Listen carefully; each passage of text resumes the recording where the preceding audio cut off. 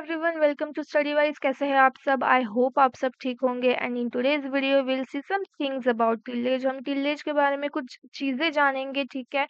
Tillage ये जो word है वो काफी लोगों के लिए न्यू होगा, बट ये जो कंसेप्ट है वो न्यू नहीं है, अभी हम देखेंगे। ठीक है।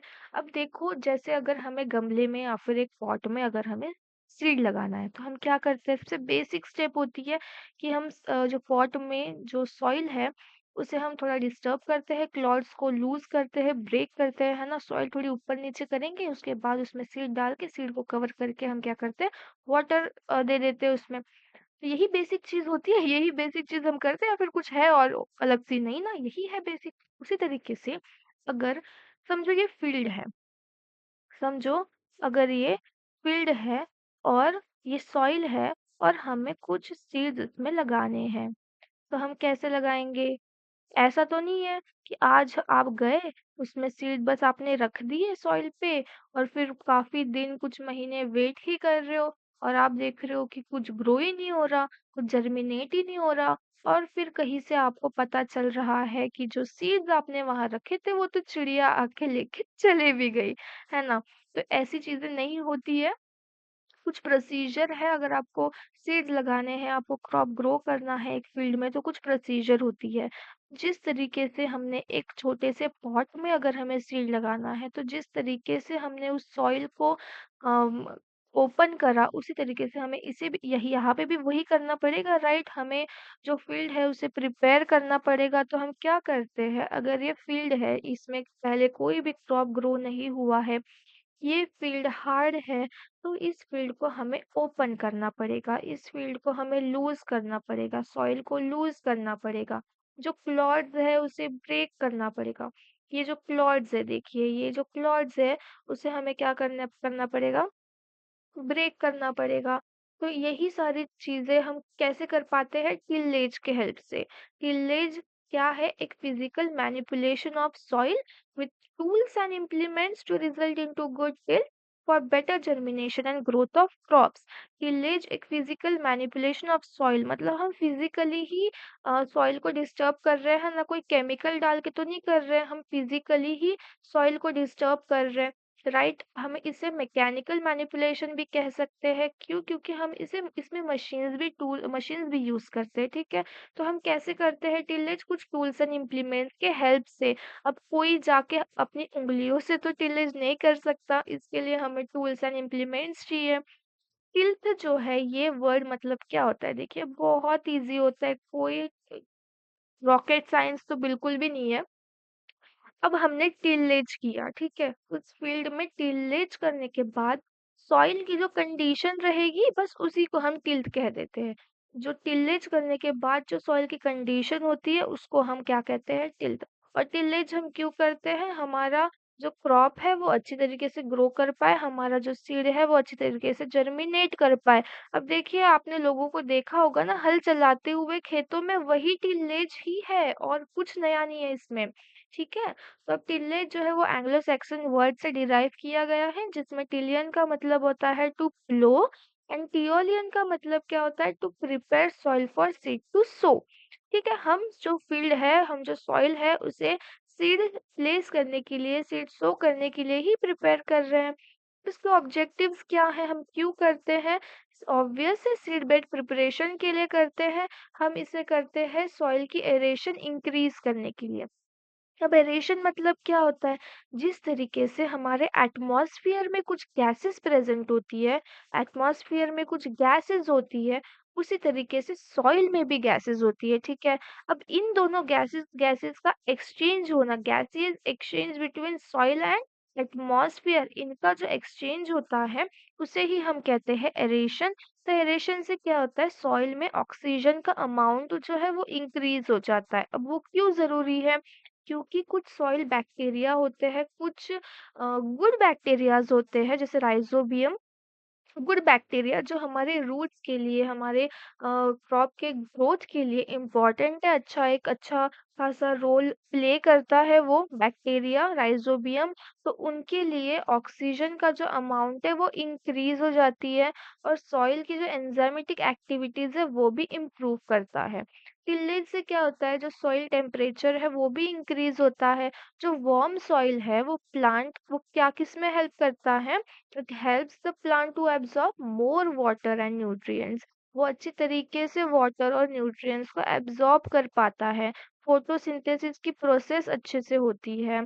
जो रूट ग्रो होने की जो स्पीड है, उनकी स्पीड इंक्रीज होती है। रूट्स जो है वो जल्दी जल्दी ग्रो होते हैं, ठीक है। टिलेज क्या करता है, सॉइल को लूज करता है। सॉइल की जो फर्टिलिटी है वो इम्प्रूव करता है। अगर आपको एक फील्ड में कुछ क्रॉप ग्रो करने हैं, तो सबसे पहली चीज जो एक फार्मर सोचेगा कि वो सॉइल की फर्टिलिटी कैसी है, सॉइल फर्टाइल है या अनफर्टाइल है, ठीक है। ये सारी चीजें होती है। अब हम देखेंगे types of tillage. Types of tillage दो प्रकार के हैं, एक तो है ऑन सीजन टिलेज और सेकंड है ऑफ सीजन टिलेज।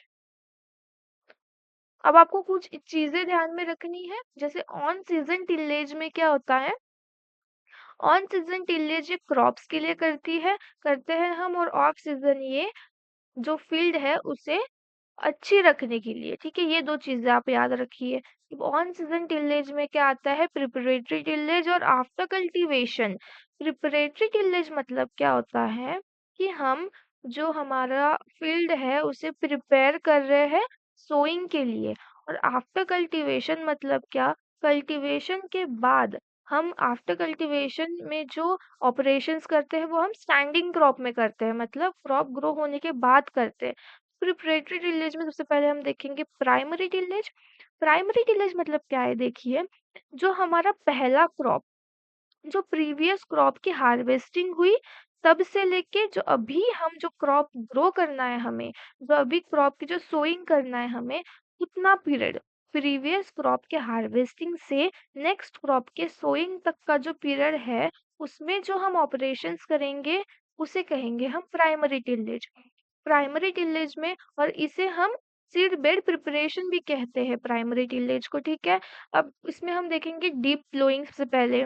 अब अकॉर्डिंग टू क्रीडा, central research institute of dryland agriculture, इनके अकॉर्डिंग अगर हम 5 से 6 सेंटीमीटर तक फ्लोइंग कर रहे हैं तो उसे हम शैलो फ्लोइंग कहेंगे। शैलो फ्लोइंग में 5 से 6 सेंटीमीटर तक फ्लोइंग की जाती है। अगर जी 15 से 20 सेंटीमीटर तक कर रहे हैं तो उसे हम मीडियम डीप फ्लोइंग कहेंगे।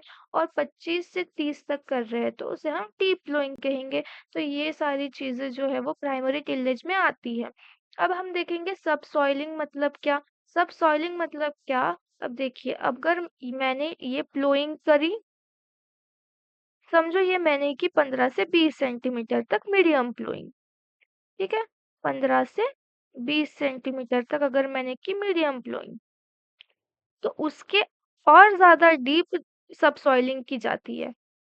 ये जो डिस्टेंस ये क्या था, ये जो हाइट थी वो क्या थी, हमारी प्लोइंग की, हमने प्लोइंग करी, उसके बाद और ज्यादा डीप हम क्या करते हैं, सब सॉइलिंग। सब सॉइलिंग क्या करते हैं हम, क्यों करते हैं कि वाटर यूज एफिशिएंसी इंक्रीज हो जाती है, न्यूट्रिएंट्स यूज एफिशिएंसी इंक्रीज हो जाती है। वाटर की जो वाटर का जो डाउनवर्ड मूवमेंट है वो अच्छी तरीके से होता है। तो ये सारी चीजें आती है सब सॉइलिंग में। अब हम देखेंगे सेकेंडरी टिलेज। सेकेंडरी टिलेज हम क्यों करते हैं, क्या कैसे करते हैं, लाइटली कुछ इम्प्लीमेंट्स हम चलाएंगे उस फील्ड पे। प्राइमरी टिलेज के बाद हम सेकेंडरी टिलेज करते हैं इफ नेसेसरी, ठीक है। तो उसमें हम क्या करेंगे, अगर जो कुछ क्लॉड्स जो है अगर वो नहीं ब्रेक हुए हैं तो हम क्लॉड क्रशिंग करेंगे, हम लेवलिंग करेंगे, हम हैरोइंग करेंगे, ठीक है। तो इससे क्या होता है कि जो मैन्योर और फर्टिलाइजर है वो अच्छे तरीके से इनकॉर्पोरेट होंगे सेकेंडरी टिलेज में। तो ये सारी चीजें जो है वो सेकेंडरी टिलेज में आती है। अब प्राइमरी, एक चीज याद रखना, प्राइमरी टिलेज में प्लो ये इम्प्लीमेंट यूज किया जाता है और सेकेंडरी टिलेज में हैरो। अब ये चीजें देखो, अभी क्वेश्चन आता है ना ऐसे कि आप बताइए कि जैसे एमबी प्लो हो गया तो वो कब यूज, किस में यूज करते हैं हम, तो प्राइमरी टिलेज में यूज करते हैं। हैरो है हमारा, डिस्क हैरो है या फिर कोई अगर हैरो है तो हम कहाँ यूज करते हैं, सेकेंडरी टिलेज में। प्लो के भी प्रकार है ना, एमबी प्लो है, वुडन प्लो है, डिस्क प्लो है। हम डिस्क हैरो कब यूज करेंगे, सेकेंडरी टिलेज में जो हम डिस्क हैरो यूज करते हैं वो हम कब यूज करेंगे, जब ज़्यादा ग्रासेस हो तो हम डिस्क हैरो यूज़ कर लेंगे। ठीक है, अब ये सारी चीज़ें समझ गए। तो आफ्टर कल्टीवेशन मतलब क्या, जैसे मैंने आपको बताया कि आफ्टर कल्टीवेशन जो है, ये जो ऑपरेशंस होंगे वो कब कब आएँगे? स्टैंडिंग क्रॉप में। जब क्रॉप ग्रो हो गया है, क्रॉप हमें दिख रहा है, वो स्टैंडिंग क्रॉप में हम आफ्टर कल्टीवेशंस यूज़ करते हैं। आफ्टर कल्टीवेशन के ऑपरेशंस यूज़ करते हैं। जैसे कि देखो, अगर एक रो में अगर एक प्लांट किसी भी वजह से इन्फेस्टेशन के वजह से या फिर वो उसकी ग्रोथ नहीं हुई है, उस वजह से अगर वो नहीं ग्रो हो पाया, तो हम क्या करते हैं, उसको रिप्लेस करते हैं हम अच्छी क्रॉप से। तो उसे हम क्या कहेंगे? Gap filling. हम वीडिंग करते हैं, हम मल्चिंग करते हैं, हम फर्टिलाइजर एप्लीकेशन करते हैं। तो ये सारी चीजें किस में आ जाती है? आफ्टर कल्टीवेशन में। इतनी बात समझ में आ गई। अब हम देखेंगे ऑफ सीजन टिलेज। जैसे मैंने आपको बताया कि ऑफ सीजन टिलेज मतलब क्या, उसमें हम क्या करते हैं, फार्म जो है, हम फार्म अच्छी रहनी चाहिए इसीलिए ये करते हैं। ऑन सीजन क्यों करते हैं? हम क्रॉप के लिए। ऑफ सीजन हम क्यों करते हैं? हम हमारे फार्म के लिए, हमारे लैंड के लिए। ठीक है, तो उसमें पहला आता है क्लीन टिलेज। क्लीन टिलेज में हम क्या करते हैं कि उस फील्ड को हम पूरी तरीके से उसे क्लीन कर देंगे, उसमें एक भी लिविंग प्लांट नहीं रहना चाहिए। जैसे बॉयज़ करते हैं ना, शेव करते, क्लीन शेव में क्या करते हैं, वो पूरी तरीके से अपनी बियर्ड जो है वो रिमूव कर देते हैं, राइट? उसी तरीके से क्लीन टिलेज में हम क्या करेंगे, फील्ड को हम इस तरीके से क्लीन करेंगे कि उसमें एक भी लिविंग प्लांट नहीं रहेगा। इससे क्या होता है, वीट तो कंट्रोल होते भी है, बट जो सॉइल बॉर्न पैथोजेंस है, पेस्ट, ये सारी जो चीजें हैं, उससे भी बचा जा सकता है। Second one is blind tillage. Blind tillage मतलब क्या होता है, देखो अभी हमने सीड तो सो कर दिया बट उसका इमर्जेंस नहीं हुआ। सीड तो हमने सो कर दिया बट वो प्लांट अभी तक ग्रो नहीं हुआ, तो हमें दिख नहीं रहा है। तो ये कब ब्लाइंड टिलेज हम कब करते हैं? प्री इमर्जेंस इमर्जेंस में, कि हमने सोइंग तो कर दी बट अभी तक क्रॉप जो है वो इमर्ज नहीं हुए। तो इसमें क्रॉप्स जैसे कि शुगर केन है, पोटैटो है, तो ये क्या करते हैं, क्रॉप को डैमेज नहीं करते, बट उनमें जो वीड्स होते हैं, जो जिनके जो लीव्स है वो ब्रॉड होते हैं, तो ऐसे वीड्स को वो क्या करते हैं, निकाल देते हैं, रिमूव कर देते हैं, अपरूट कर देते हैं। ठीक है, तो ये सारी चीजें आती है ब्लाइंड टिलेज में। देन हम देखेंगे ड्राई टिलेज। ड्राई टिलेज में क्या, ड्राई टिलेज हम कहाँ यूज करते हैं? जो ड्राई लैंड एरिया में जो क्रॉप्स ग्रो करते हैं होते हैं, उसमें हम ड्राई टिलेज यूज करेंगे। और वेट टिलेज किस में करेंगे? जो जिसमें सॉइल जो है वो क्या है, पानी से भरी हुई है। सॉइल जो है पानी से भरी हुई है, जैसे कि पडलिंग, ये भी वेट टिलेज है, हम राइस में करते हैं, है ना? तो ये सारी हो गई हमारे टाइप्स ऑफ टिलेज। अब हम देखेंगे कि different types of conservation tillage. अब उसमें आता है मल्च टिलेज। तो मल्च टिलेज में क्या होता है? अब कंजर्वेशन टिलेज मतलब क्या है, कि हम ना कुछ रेसिड्यूज छोड़ देते हैं फील्ड पे, ताकि वाटर कंजर्वेशन या फिर सॉइल वाटर कंजर्वेशन हो, सॉइल इरोजन या फिर वाटर इरोजन कम हो, इस चीज के लिए। तो उसमें सबसे पहले क्या आता है? Mulch tillage. तो इसमें क्या है, हम 30% तक क्रॉप 30% क्रॉप रेसिड्यूज हम सॉइल सरफेस पे ऐसे ही रहने देंगे। ठीक है। स्ट्रिप टिलेज मतलब क्या, इसमें जो रोज होते हैं ना, जो बैंड है रोज जिसमें क्रॉप आने वाले हैं, बस उतने एरिया में स्ट्रिप टिलेज होती है। ये व्हीट और कॉर्न में यूज की जाती है। रोटरी टिलेज मतलब क्या, इसमें ये मशीन यूज होती है। कंबाइंड टिलेज मतलब क्या, कि एक फील्ड में एक ही साथ हम दो या फिर दो से ज्यादा टूल्स यूज करेंगे। इससे क्या होगा, जो नंबर ऑफ ऑपरेशंस होंगे वो हम रिड्यूस कर पाएंगे, राइट? अब हम नेक्स्ट देखेंगे कि टिलेज के वजह से हमारी सॉइल की फिजिकल प्रॉपर्टी किस तरीके से इन्फ्लुएंस होती है। टिलेज से क्या होता है कि देखो, हमने क्लॉड्स जो होते हैं वो हमने क्रश करे, तो वो क्या हुआ, बल्क डेंसिटी जो है, जो बल्क है वो रिड्यूस हुए, डिक्रीज हुए वो फील्ड की, और जो पार्टिकल डेंसिटी है वो इंक्रीज हो गया। हमने वो बल्क को क्रश करे तो वो पार्टिकल्स में हुए, तो पार्टिकल डेंसिटी क्या हुई, वो इंक्रीज हुई, और बल्क डेंसिटी क्या हुई, वो डिक्रीज हुई। तो टिलेज से क्या होता है, हमारा सॉइल का जो स्ट्रक्चर है वो भी इम्प्रूव होता है। अब ये जो आपको फोटो में दिख रहा है वो है क्रम्बी स्ट्रक्चर ऑफ सॉइल। और एग्रीकल्चर में क्रम्बी स्ट्रक्चर सबसे बेस्ट स्ट्रक्चर माना जाता है किसी भी क्रॉप के ग्रोथ के लिए। ठीक है। तो टिलेज से क्या होता है, पोर स्पेस इंक्रीज होंगे, सॉइल की स्ट्रक्चर जो है वो बेटर होगी, इसमें जो बल्क डेंसिटी है वो क्या होगी, डिक्रीज होगी, पार्टिकल डेंसिटी क्या होगी, इंक्रीज होंगी। अब जो टिलेज से क्या होता है, ऑक्सीडेशन इंक्रीज होता है, उसमें क्या होगा, जो हजार्डस कैटेगरी के जो वो चीजें हैं, जो हजार्डस केमिकल जो हार्मफुल है, वो लेस टॉक्सिक होंगे, है ना। उसी तरीके से जो सॉइल की जो हीट एब्जॉर्ब करने की कैपेसिटी है वो डिक्रीज होगी। तो ये सारी एरेशन होगा, है ना, गुड एरेशन हमने देखा, हमारे जो गुड बैक्टीरियाज है उसके ग्रोथ के लिए ऑक्सीजन जो है वो ज्यादा मिलेगा उनको। तो ये सारी चीजें क्या होती है, चेंजेस आते हैं हमारे सॉइल प्रॉपर्टीज में। और ये चीज आपको एक याद रखनी है कि एग्रीकल्चर में सबसे अच्छी स्ट्रक्चर सॉइल की मानी कौन सी जाती है, कौन सी स्ट्रक्चर अच्छी होती है, क्रम्बी स्ट्रक्चर। ये बहुत इंपॉर्टेंट चीज़ है, बहुत इंपॉर्टेंट बात है ये, को याद रखनी है। कौन से भी एग्जाम में ये चीज़ ज़रूर पूछी जाती है कि एग्रीकल्चर में सबसे गुड स्ट्रक्चर ऑफ सॉइल कौन सी मानी जाती है, क्रम्बी स्ट्रक्चर, ठीक है।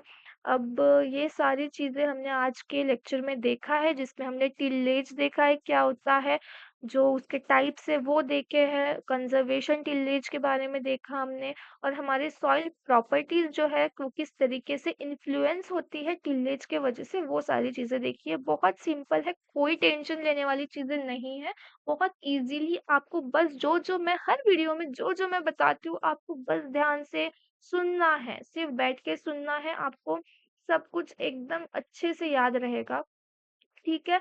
तो आई होप आज की वीडियो में जो भी चीजें हमने पढ़ी वो आपको अच्छे से समझ में आई है, और नेक्स्ट लेक्चर में हम और भी टॉपिक्स लेके आएंगे, ठीक है। So thank you for watching this lecture.